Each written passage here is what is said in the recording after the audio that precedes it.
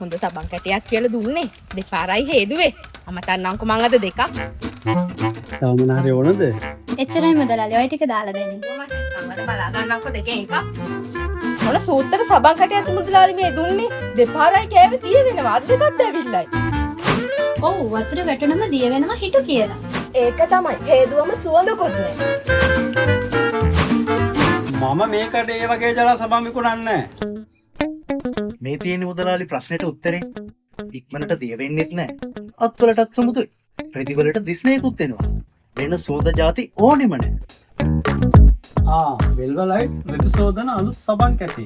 මේකෙන් ගාලා බලන්න. මේක නම් මාරම සුවඳයි. මුදලාලි මටත් පෙරලයිට් එකක් දෙන්න. මටත් එකක් දෙන්න.